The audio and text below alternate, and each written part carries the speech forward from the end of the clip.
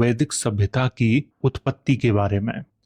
वैदिक सभ्यता की उत्पत्ति के संबंध में स्वामी दयानंद सरस्वती ने अपने सत्यार्थ प्रकाश नाम के ग्रंथ में लिखा है, आर्य अर्थात वैदिक सभ्यता के जो निर्माता थे वो तिब्बत क्षेत्र के मूल निवासी थे। अर्थात उनके अनुसार वैदिक परंपरा की जो उत्पत्ति है वो तिब्बत में हुई थी, लेकिन दूसरे विद्वान इस तथ्य को नकार देते हैं। बाल गंगाधर तिलक अपने ग्रंथ the Arctic home of the Aryans में लिखते हैं कि आर्यों का मूल निवास स्थान उत्तरी ध्रुव था। अर्थात उनके अनुसार वैदिक परंपरा की उत्पत्ति उत्तरी ध्रुव में हुई थी। कुछ विद्वान इनके मत को भी स्वीकार नहीं करते हैं। मैक्स मूलर के अनुसार वैदिक परंपरा की जो उत्पत्ति है वो मध्य एशिया में हुई थी, वहां से ही उनका आगमन भारत में हुआ था। वैदिक परंपरा के प्राचीन ग्रंथ ऋग्वेद के प्रमुख देवता इंद्र, अग्नि, मित्र, वरुण, नाशत्य के नाम मिलते हैं।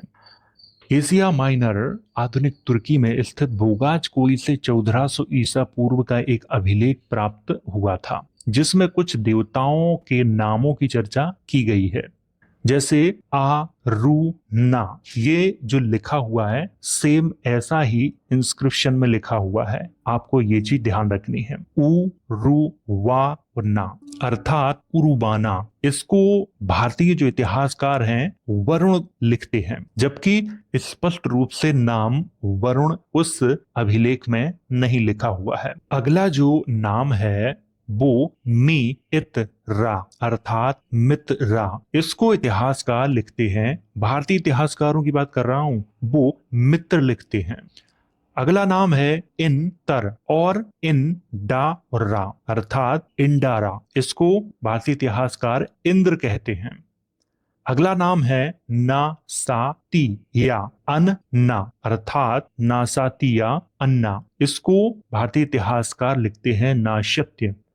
अगला नाम है आ अक नी इस अर्थात अकनिस, इसको भारतीय इतिहासकार लिखते हैं अग्नि। अगर इन तथ्यों को स्वीकार कर लिया जाए, वैसे हमारी टीम के लोगों ने इसे स्वीकार किया है, एक वीडियो में इसे स्वीकार नहीं किया गया था क्योंकि उस वक्त हम लोगों ने तुर्की का, असीरिया का, इजराइल का प्राचीन इतिहास नहीं पढ़ा था। जब मैंने हित्ती और मित्तियों का इतिहास पढ़ा, तुर्की का प्राचीन इतिहास पढ़ा, असीरिया का प्राचीन इतिहास पढ़ा, तब मुझे लगा और हमारी टीम के जो लोग हैं सीनियर, उन्हें भी ये बात लगी कि बोगास कोई से जो अभिलेख प्राप्त हुआ है उसमें जो नाम लिखे हैं वो संस्कृत भाषा के नाम तो नहीं है, इसीलिए ये इस तरह से लिखे गए हैं। अगर हम इनको मान लेते हैं कि ये वरुण, मित्र, इंद्र, नाशत और अग्नि के नाम है, तो वैदिक परंपरा की जो उत्पत्ति है उसका स्पष्ट रूप से पता चल जाएगा और मुझे लगता है कि इनको माना जाना चाहिए। 1400 ईसा पूर्व के अभिलेख में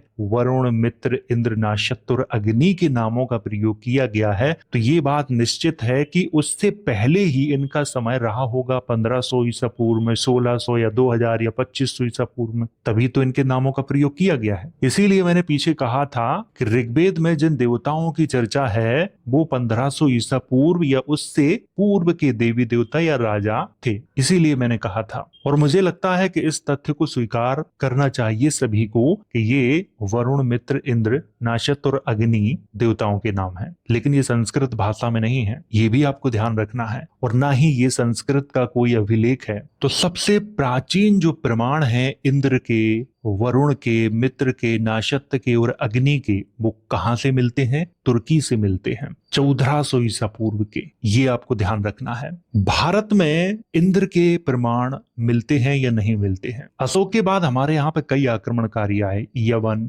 शक, पहलू, कुषाण। शकों के लेखों में इंद्र का उल्लेख मिलता है। बुधकारा स्तूप का आप लोगों ने नाम जरूर सुना होगा। बुधकारा स्तूप पर बीच में बुध खड़े हैं, एक तरफ इंद्र हैं और एक तरफ ब्रह्मा है। लेकिन ये कब के हैं? अशोक के बाद के हैं। किसी भारतीय राजा ने इनका उल्लेख नहीं किया है, शकों ने इनका उल्लेख किया है। और शक उस वाले क्षेत्र में बौद्ध धर्म के अनुयायी थे, ये भी आपको ध्यान रखना है। शकों के बाद इंद्र का और ब्रह्मा का स्पष्ट रूप से उल्लेख कुषाण राजा कनिष्क ने अपने कास्केट पर किया है। उस कास्केट का मैं फोटो आपको दिखा रहा हूं, ये है वो कास्केट। इसमें बीच में बुद्ध बैठे हैं, एक तरफ ब्रह्मा खड़े हैं और एक तरफ इंद्र खड़े हैं। ये दोनों बुद्ध की ओर हाथ जोड़कर क्यों खड़े हैं? क्योंकि इनका जो समय है वो 1500 ईसा पूर्व से पहले का है और बुद्ध का समय बहुत बाद का है। ऐसा क्यों? इस पर हमारी टीम के जो सीनियर लोग हैं उनका मानना ये है कि बुद्ध को जो ज्ञान प्राप्त हुआ था वो ज्ञान न तो इंद्र को हुआ था और न ही ब्रह्मा को हुआ था।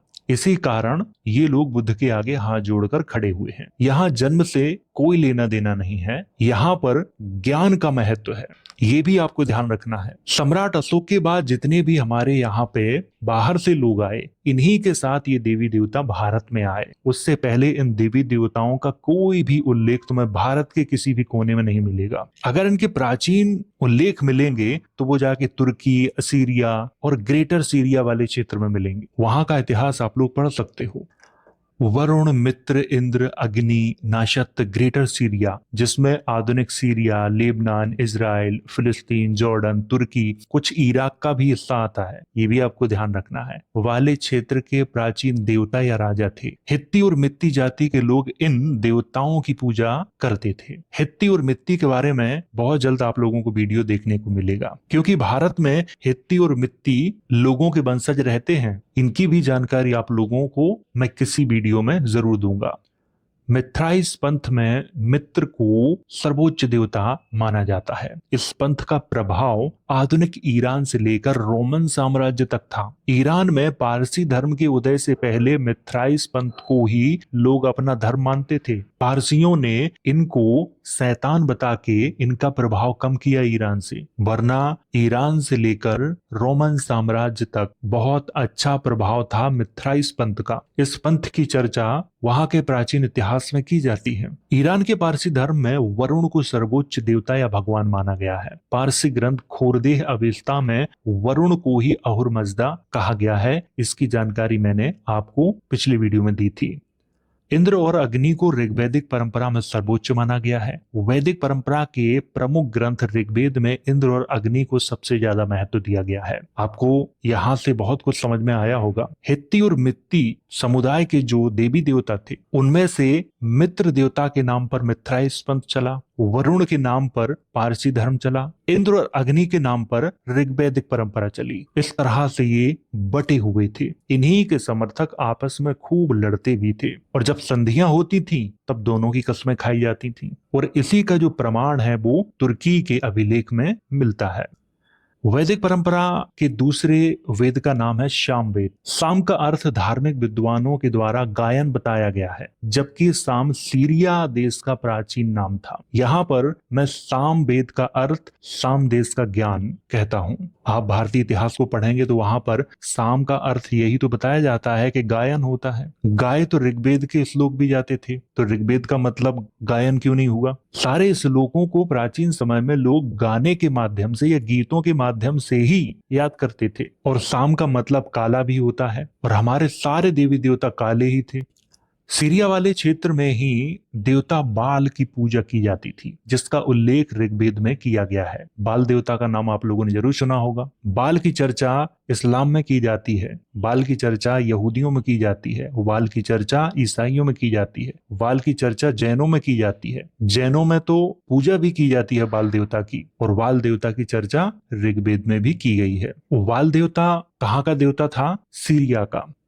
ग्रेटर सीरिया अर्थात आधुनिक सीरिया, लेबनान, इजराइल, फिलिस्तीन, जॉर्डन, तुर्की और इराक का कुछ क्षेत्र। इसी वाले क्षेत्र से हाइक्सोस अर्थात इक्ष्वाकुओं की उत्पत्ति हुई थी। भारत में सबसे प्राचीन जो इक्ष्वाकुओं के प्रमाण हैं वो कब के हैं? ज्यादा पुराने नहीं हैं, लेकिन सबसे प्राचीन जो प्रमाण है वो कहाँ मिलते हैं? वो असीरिया वाले क्षेत्र में मिलते हैं। 1500 ईसा पूर्व के आसपास हाइक्सोस लोगों ने मिस्र पे आक्रमण किया था। इस बात की जानकारी मैं आपको पहले ही दे चुका हूँ। और हाइक्सोस लोगों को ही इक्ष्वाकु कहा जाता है। ग्रेटर सीरिया वाले क्षेत्र से बहुत सारे प्रमाण आज हमें देखने को मिलते हैं।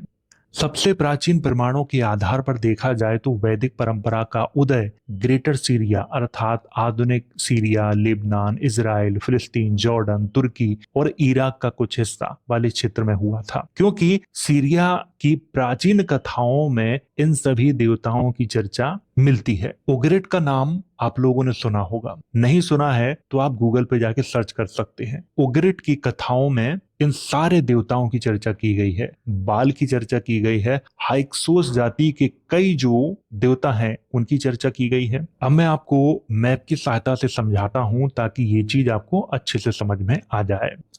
ये वाला आपको जो एरिया दिखाई दे रहा है रेड रेड, इसी एरिया से इनकी उत्पत्ति हुई थी, ये आपको ध्यान रखना है। ये वाला एरिया, यहीं से ये भारत में आए थे। अब भारत में कब आए ये सिकंदर के साथ आए थे। प्रारंभ में ये अफगानिस्तान वाले क्षेत्र में ही रहे, फिर पाकिस्तान वाले क्षेत्र में आए, अशोक के बाद ये भारत में आके घुस गए। इतिहासकार बताते हैं कि वैदिक सभ्यता का जो समय है वो 1500 से 500 ईसा पूर्व के मध्य में है। तो फिर इस अवधि के दौरान वैदिक सभ्यता के प्रमाण भारत से प्राप्त क्यों नहीं होते हैं। वैदिक सभ्यता के कुछ प्रमाण अशोक के बाद से मिलना प्रारंभ होते हैं, लेकिन 1500 से 500 ईसा पूर्व के मध्य में प्राप्त नहीं होते हैं। सिकंदर के अभियान के बारे में आप अच्छे से जानकारी हासिल करो, बहुत सी जानकारी आपको मिल जाएगी। और सिकंदर बहुदेववादी राजा था, वो एकेश्वरवाद में विश्वास नहीं करता था। बहुदेववादी का मतलब है बहुत से ईश्वरों में विश्वास करने वाला राजा था सिकंदर। तो उम्मीद है यहाँ से ये चीज आपको समझ में आई होगी और कुछ लोगों के मन में बहुत सारे प्रश्न भी खड़े हो गए होंगे,